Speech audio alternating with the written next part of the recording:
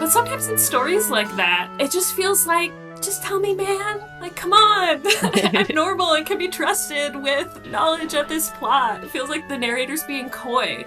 Who gets to tell stories at all and be believed is something that's problematic about the real world. I like that fantasy can do this for us, get us questioning stuff that we think is, of course, true. And that's what philosophy can do as well.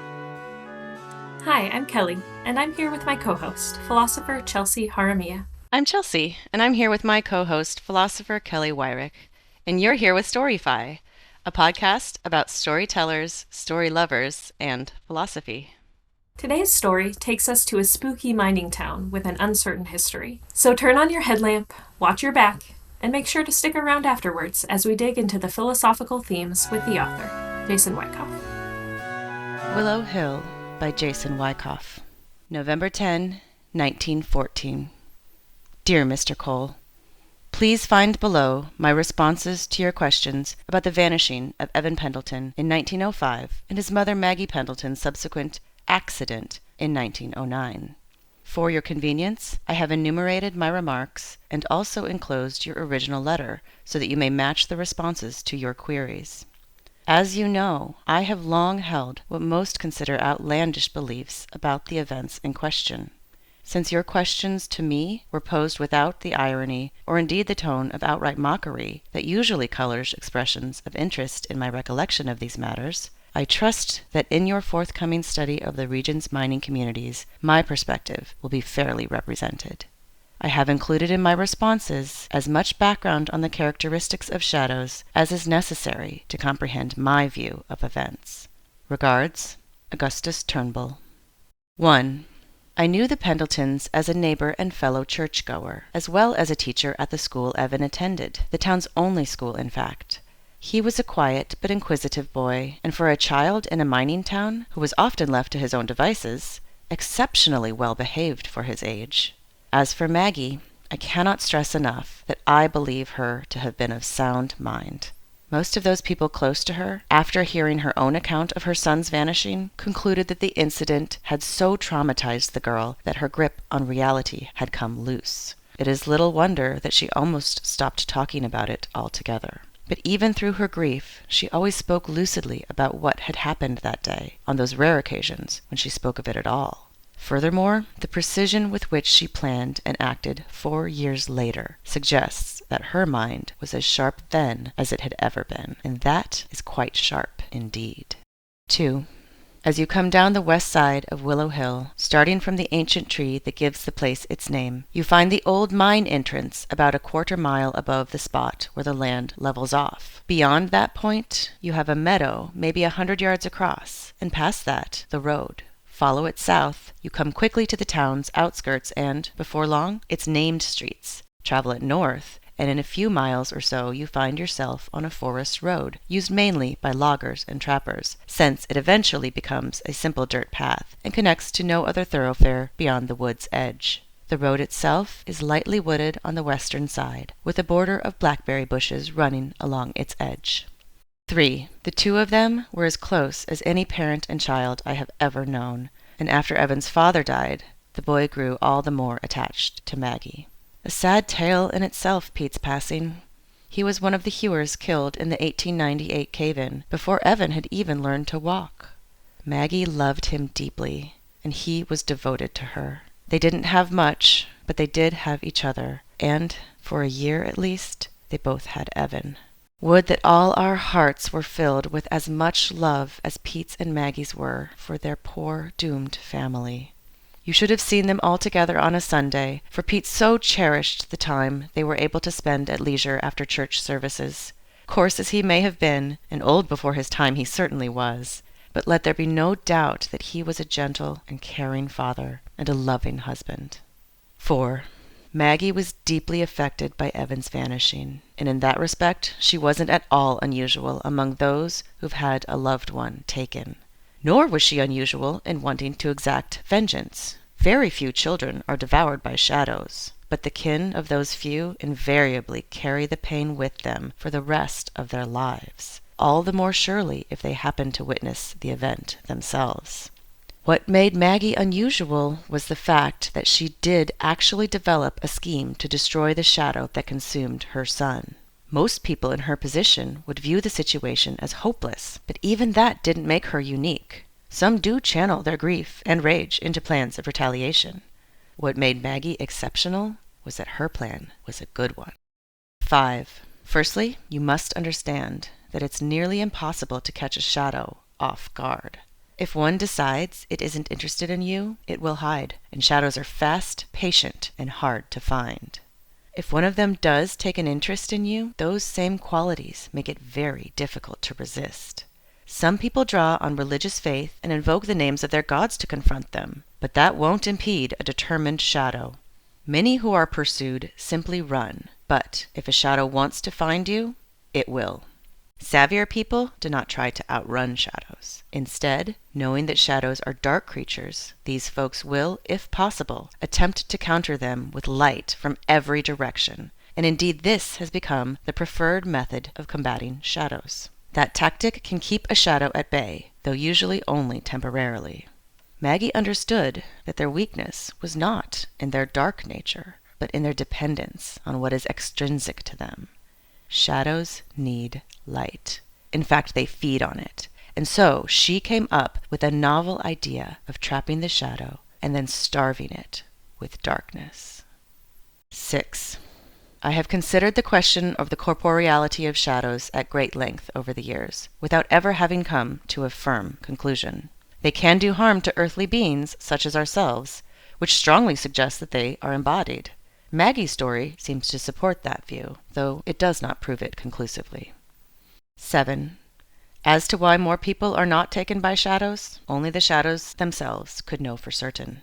But the prevailing view is that although they are creatures of darkness, they are not inherently creatures of malevolence. I dare say that most, if not all of us, have found ourselves in the presence of a shadow on at least one occasion, though an overwhelming majority of folks would not recognize the situation for what it was. 8. Maggie would never admit to having been off the road and into the wood with her young son, and always told the story so as to give the impression that the shadow had reached out of the thick tangle of trees and bushes to take the boy. No one ever pressed her on that point, but it is difficult for me to accept the implication that a shadow had ventured into open space at dusk to reach its victim, and I cannot stress enough the fact that the mine's entrance is nowhere near the road. 9. According to Maggie, the two of them had almost no warning. Since shadows move silently, their only inkling of trouble was the sensation of what Maggie called a presence in the moments before an unnatural dimness overtook them. By her account, that was when their eyes met, and she opened her mouth to tell him to run, but her lips had barely pursed to voice the word when the place where Evan stood went completely empty. It's not just that he disappeared, you understand. It's that for a period of perhaps 2 or 3 seconds at most, there was simply a void where he had stood. No light, no trees, no leaves on the ground, no Evan. And then it was over, and everything looked just as it had before, except that Evan was gone. According to Maggie, he had never made a sound. 10. These other theories about Evan's disappearance are unconvincing. As to whether Maggie herself was responsible, no one who saw firsthand the woman's shock and grief over the loss of her only son could possibly believe that she was the guilty party. The local authorities concluded as much, and this, as well as most other hypotheses, are inadequate to account for the fact that no trace whatsoever of Evan's body was ever found. 11.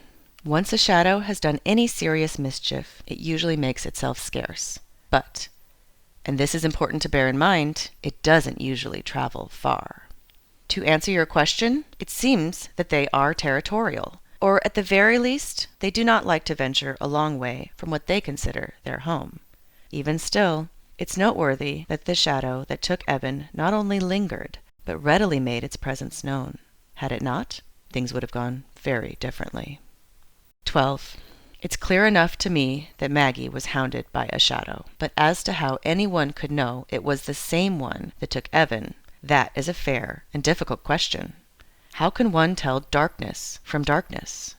The only answer I can give, unsatisfying as it may be, is that we must trust those who tell their own tales. And when Maggie told hers, infrequent as those retellings were, as time went on, she swore on Evan's precious soul that she knew and would never forget this shadow. She knew it in the same way that you might know who has entered a room just by the sound of their footsteps, she said. 13. There are only so many places that are, or can be, consumed by total darkness. Even an abandoned and shuttered cabin, lying still in the cold quiet of a winter night, will admit the light of the stars and moon through minute cracks and gaps in its boards. It may well be that you or I would sense nothing but an empty darkness, but a shadow will survive on even those meager celestial offerings. Indeed, a shadow inhabiting such a place, having to live on the shards of light that break through cracks too small to see, would be a furious, unimaginably fearsome thing. Beyond that, I suspect that Maggie had no love of the mine after Pete's death, and would have had no qualms about destroying it. 14. I cannot say with any certainty how Maggie acquired the explosives, and speculation on the matter would be unfruitful. Being a putter herself after Pete's passing, when necessity drove her to the mine she so hated and resented, it likely would not have been altogether difficult to find and take what she needed. 15. The shadow had to be baited into entering the mine, and Maggie could offer no lure but her own self. That's both the elegance and the ugliness of her plot. 16. There were no visible or audible signs of activity beneath the surface after the collapse. Maggie must surely have been inside the shaft when the uppermost portion of the tunnel caved in, but even after all the inquiries, when efforts were undertaken 6 months later to reopen the mine under new ownership, a process which took some several weeks of difficult labor, no sign of her could be found. And that is what so puzzled the authorities, for some trace of the girl should have remained. Ever the hard-nosed realists, they still saw fit to conclude that Maggie had been killed in the explosion, and declared the matter closed. 17. This is the most vexing question of all, and anyone with the knowledge sufficient to answer it is in no position to enlighten the rest of us. Indeed, it only invites further questions. If the shadow could be trapped in the mine, then how could there be no trace of it once the shaft had been cleared? If Maggie was killed, either by the creature or the cave-in, then why were her remains never found? If, on the other hand, the shadow had transported Maggie, and Evan before her, to some other place than this world, then how could the thing possibly have been trapped in the mine at all? In my view, the question looming behind all these others is this: can a thing be both part of this world as well as something beyond it? It is a description one would apply to God, but to a shadow? My mind balks, but my heart speaks blasphemy. My heart. Were it the other way around, I could sleep more easily. The mine did reopen, as you know.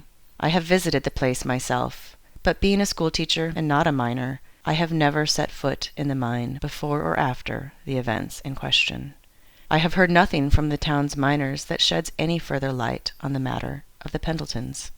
The consensus is that it is, at the end of the day, a sad story of a miner's wife who, consumed by grief at the loss of her beloved as well as her only child, employed the instrument of her husband's demise to end her own earthly suffering. Perhaps it is, but again, my heart says otherwise. We're joined today by the author of Willow Hill. He's a street photographer and former professional philosopher whose research focused on animal liberation and other issues in moral and political philosophy. It's our friend, Dr. Jason Wyckoff. Welcome, Jason. Hi, good to be here.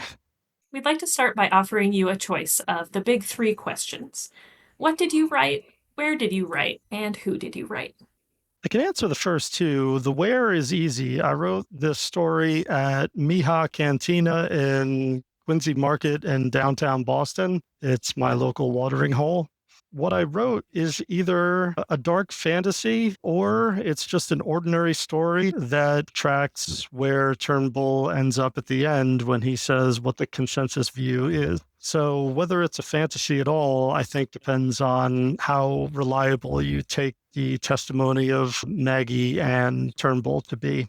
Maggie is described as being doubted by the townspeople. She's testimony that is reliably not believed or taken very seriously. But it also seems that Augustus has encountered this kind of discrediting, which is implied in the beginning where he deigns to respond to the person who wrote the letter because he gets the sense that he will be listened to in a way that maybe he isn't used to. That I thought was interesting because we don't get a real peek into what Augustus has experienced in terms of being believed when he has testimony, whereas we do with Maggie. I had intended for there to be ambiguity in whether the testimony of the characters was reliable or not. I wanted to leave it open-ended and up to the reader whether they believed Maggie and Augustus. We never hear from firsthand. We only get her story through Turnbull.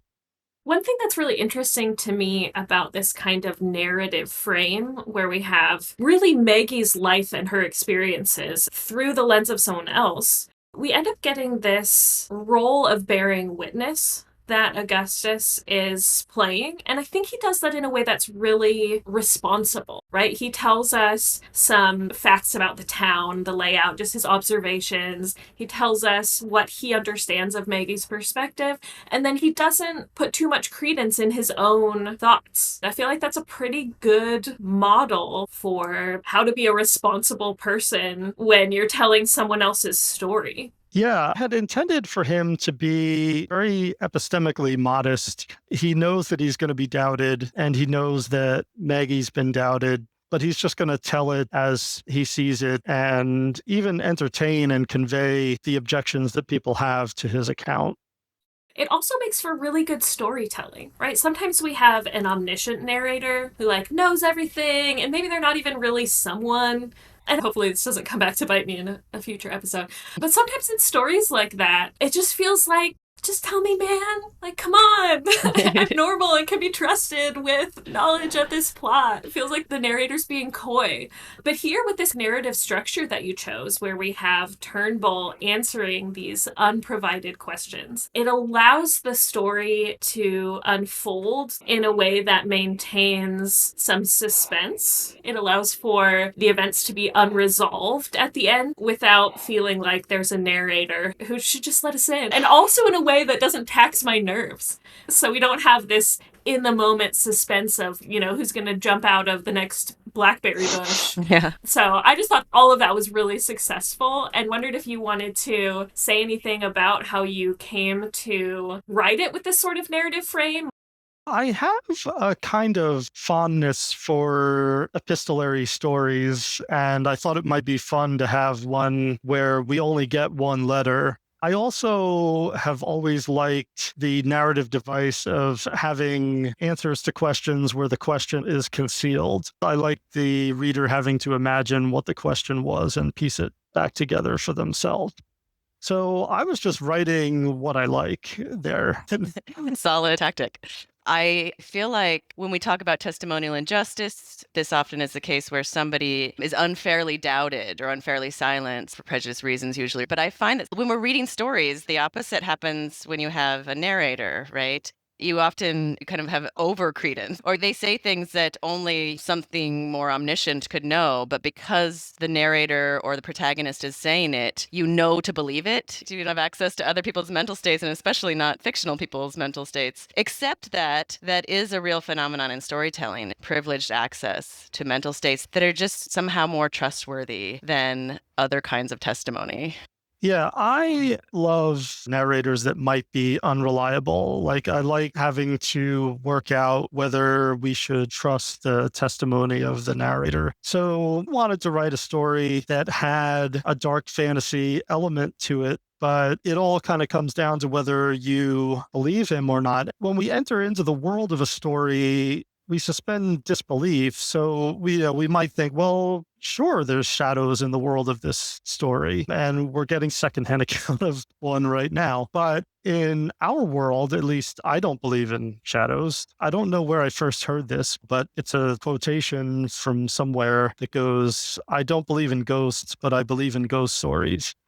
That's always how I've felt about ghost stories. I love ghost stories and I love stories about the supernatural, but I don't personally believe that that exists in our world. So it depends on how willing you are to enter into a world in which there are shadows. I want to talk about the shadows in a second, but first, there are some philosophy words I want to say. I think we're talking about credibility excess when it comes to the narrator of the story. And as you said, Chelsea, narrators in general, right? We come in with this credulousness where we're sort of looking for the truth about the situation from those words on the page in a way that lends additional credence. And to take this outside of the story and into the real world, sometimes we see this same sort of thing in terms of who gets to tell the public stories, right? If there's some incident that people have different judgments about, some people have a credibility excess. And, Augustus, he's the school teacher, he's the narrator. For me, reading it, I don't think I should probably pay attention to what those townspeople thought. I think, no, Augustus told us. He told us. It's cool. And so I think this is a helpful sort of thing that we can notice in the world and that philosophers are talking about when we do social epistemology. I think that you're right about the narrators in stories, and also right about who gets to tell stories that are regarded as credible in the real world. One thing that's interesting about stories and narrators who may or may not be reliable is that we can't really do the sorts of things that we might do in the real world to try and ascertain whether this narrator is reliable. We don't know if he's ordinarily a trustworthy person. We don't have any other accounts to hold up against his and try and weigh the testimonies. We only have him. And so in the real world, and this gets problematic, of course, like you said, there are people whose testimony is routinely regarded as trustworthy, and there's other people whose testimony is widely discredited. And so who gets to tell stories at all and be believed is something that's problematic about the real world. We have more tools in our arsenal in the real world than we do coming into a story trying to decide whether the narrator is reliable. But those tools can also not serve us well because we're affected by implicit bias. We're affected by the social conditioning to believe or disbelieve certain tellers of stories. So shadows, let's talk about shadows because these are a fascinating fictional creation that I truly enjoyed. I loved that there's that twist, right, where shadows love light because they need light. What a cool way of creating a fantasy being. I really liked the question, can a thing be both of the world and something beyond it? And Augustus mentions that that's how you would speak of God. But I also immediately thought that's how we think of one of the biggest problems for realists, if you're a realist about like Platonic entities or moral properties. It's like, how do these things that aren't physically extended in space or empirically observable or studyable, how do they interact with the things that are very physically in this world? And it seems like there is that kind of philosophical problem that you see across so many domains happening here for the shadows. Yeah, I originally intended that the possibility of shadows was going to be just something taken as a given in the world of the story. But I did have him speculate about these matters. And I think that was just me entering into the story a little bit because I would ask these questions. I would want to know, how can something that's not physically embodied have an effect on embodied persons? So that was kind of the philosopher in me just wondering aloud in the story whether these things were supposed to be embodied or not. But again, if you go into the story with the mindset that it's already a dark fantasy, you would just take it for granted that these things can have an effect in the world because that's how fantasy works. It involves violations of the laws of nature. That's what kind of sets it apart from at least hard science fiction, which obeys the laws of nature or our laws of nature. I'm so glad that you included those questions in there, because I think a lot of times when authors recognize that there might be some sort of problem in the practical workings out of things, they just kind of ignore it and pretend it isn't there. But you're like, what is the metaphysics of these shadows that I'm making up in my own mind? Can they be confined to a particular place or not? Could they be destroyed? You're asking those questions kind of literally in the text, which I find to be really fun. And, I knew that you were the one who wrote it, but reading it, I can tell that there's a philosopher's mind doing some philosophy here. So yeah, I find the metaphysics really interesting. I feel like we have to talk about Descartes here. Descartes was a modern philosopher who believed in dualism. This idea that there is this physical world that has these certain properties like extension in space. And there's this whole other kind of thing, which is our minds, that don't have those properties. Minds don't take up space, and they interact with each other. Descartes thinks that as long as you can imagine yourself as disembodied, as, let's say, just a shadow, maybe you wouldn't be snatching kids, maybe, we don't know, then that means that sort of thing is possible, because that means that it's not the physical stuff, because we can imagine one without the other. You can't imagine yourself without yourself, right? If you can imagine yourself without your jacket, then you're not your jacket. So Jason, you say that you don't think shadows are really possible, but you've imagined it. You've caused us to imagine it. Okay, I didn't read the story and think, no, I don't even understand what's going on. It's not even possible. I can't put that thought in my mind, right? So what have you done? Have you brought us to a place where now we all have to be dualists? I was willing to go into it writing about things that don't obey our laws of nature. I'm not a substance dualist. So I had sort of thought, I'm already breaking the rules here. I want to break them in a kind of creepy and fantastical way. I love fantasy for just that reason, that it allows you to enter into worlds other than our own that obey different rules from our world. Like, I believe in sleight of hand, obviously, but I don't believe in magic, like true magic. But, I like stories about magic. So I don't believe that shadows inhabit our world, but in the world of the story, I was kind of happy to write about them. So this reminds me of a tweet that I saw long ago on philosophy Twitter, where somebody said MFers going around making fun of magic, but then they go ahead and believe in causation. And so one of the things I like about, especially not just fantasy, of course, I love fantasy, magic, sci-fi, even when it follows rules, but like the way that your story helped to make a space for this idea that we don't know a lot about how the world works. There's a lot about the world that we don't deeply understand, even if we superficially understand it, and that we don't always consistently apply skepticisms. And like a lot of that comes up in your story without being resolved, and I think that's beautiful. You're not a substance dualist. It's not as trendy to be a substance dualist as it was in Descartes' day. But people still see this kind of problem with just consciousness, right? We have neuroscientists and philosophers of mind studying consciousness, and they're really like, how does consciousness interact with the brain? And you see it when people say that numbers are real, then, where are they and how can they interact with the world, This is stuff that we all believe in, or at least that it's common sense to believe it, though, of course, you'll find skeptics all over philosophy. And so I like that fantasy can do this for us, get us questioning stuff that we think that is, of course, true. And that's what philosophy can do as well. Interestingly, I'm not a substance dualist, but I do think numbers are real. Yeah. I do believe in abstract objects, but not disembodied minds. But yeah, I did want to position Augustus as something of an authority on shadows, but he recognizes that there is plenty that he doesn't know. And that's assuming in the world of the story, there are shadows after all.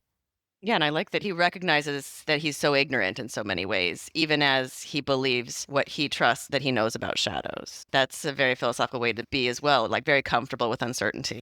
And I really like, Chelsea, what you said about applying our skepticism or credulity differently depending on the domain. Because one of the big objections to Cartesian dualism is the spookiness objection. Yeah.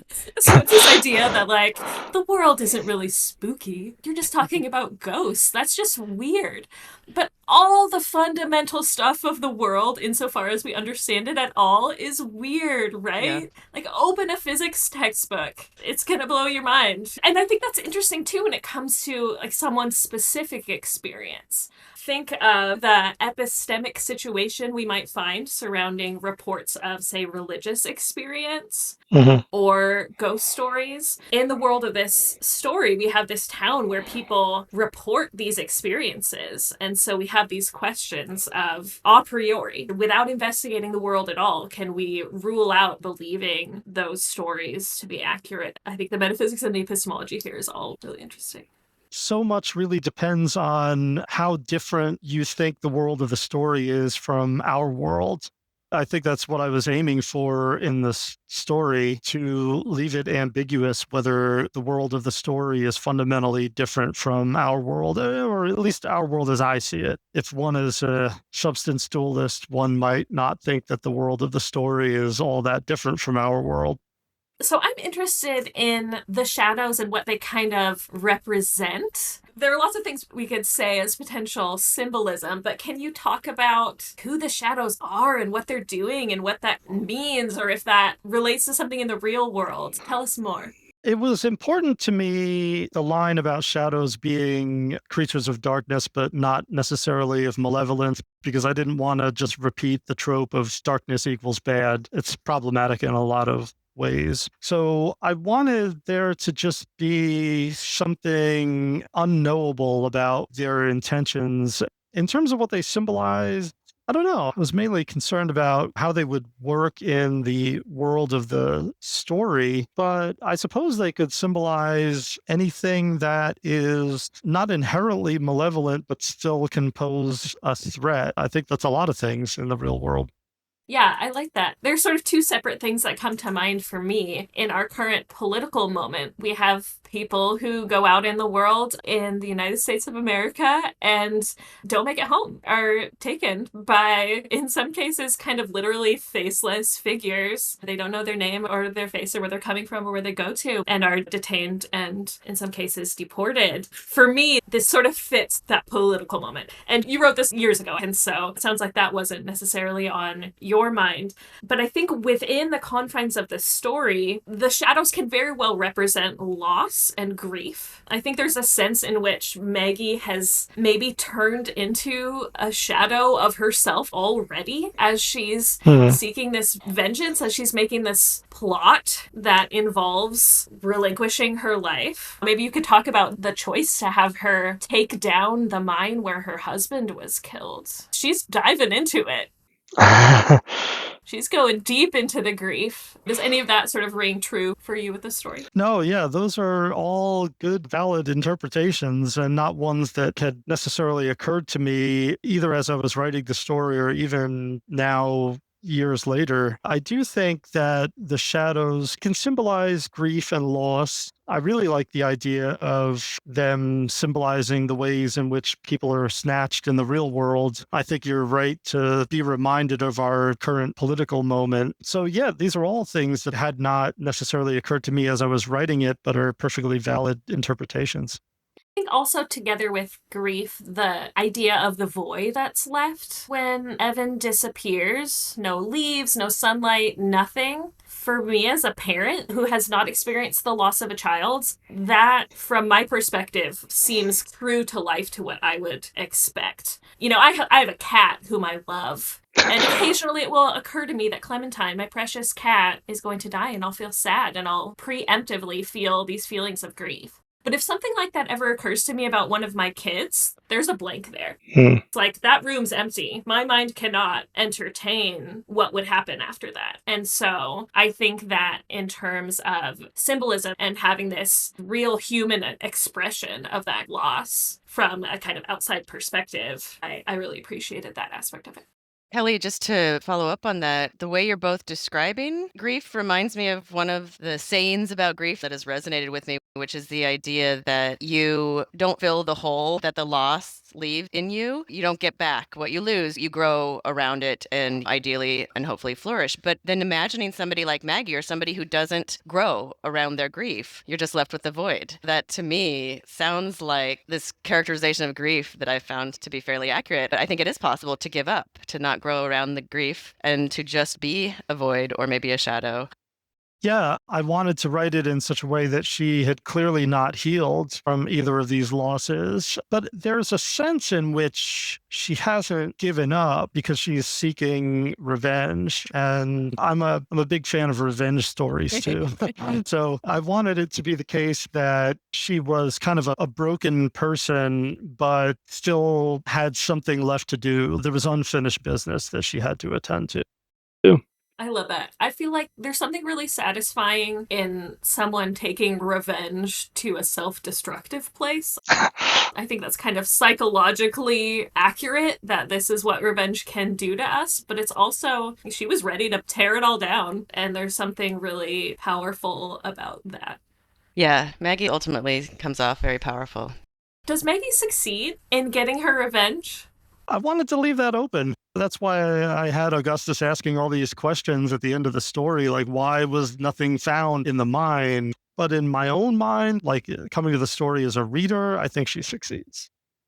Well, and I certainly didn't settle here, but I had the thought that it's possible that maybe she's now with Evan and she understands whatever this bigger picture was that the shadows are part of, that she was occluded from being able to access before she took that drastic step. Yeah, I definitely wanted to leave that open as a possibility. Jason, I hope you don't mind my outing you to the readers. When we contacted you about your story, you said, "Oh, I didn't write this with anything philosophical in mind." And we see, of course, after reading and discussing, there's just so much going on philosophically. This is why we started this podcast, because we know that philosophers write stories. We know that people who think philosophically write stories, and we know it's hard to keep the big questions out of fiction. So thank you for sharing, and thank you for writing what you like, because when you write what you like, I think that really good things can come of it. As we wrap up here, I want to give you the opportunity, Jason, to promote or recommend or tell us about anything that maybe we can celebrate with you. Well, I guess one thing I could promote, the story itself, it was originally published in Nth Degree. It was an open access online journal. Has since folded. It doesn't currently exist anywhere on the internet other than this audio recording. So if anybody is listening, this is a story that's looking for a new home. You heard it here, listeners. I spend most of my time now, at least out of the house, doing street photography, and folks can see what I'm up to at jasonwyckoffphotography.com. And I'm also on PixelFed and Blue Sky. I will note that your photos also include a lot of shadows. I'm just going to say it. Yeah. I feel like shadows are a theme throughout your body of work. For our listeners who have not seen Jason's photography, I'm going to provide my own testimony and tell you that it's excellent, but this is something you can go check out for yourself. We have one last question for you today, Jason. We want to know, what is your perfect reading spot?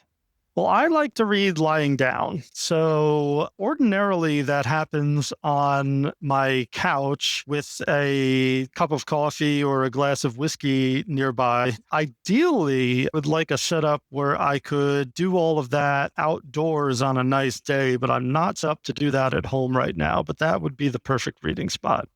I like that. Lazy reading. Yeah. Okay, well, that sounds lovely. Thank you so much for joining us, Jason. Thank you. That's it for today. Thanks for listening, story lovers, and tune in next time for a brand new story. This episode was produced by Chelsea Haramia and Kelly Weirich. It was edited by Kelly Weirich with original music by the amazing Hain Maung. You can find us at Buzzsprout, Spotify, or anywhere you find podcasts. Like and subscribe to add a little intrinsic value to the world. Have you written a story that you think is perfect for Storyfi?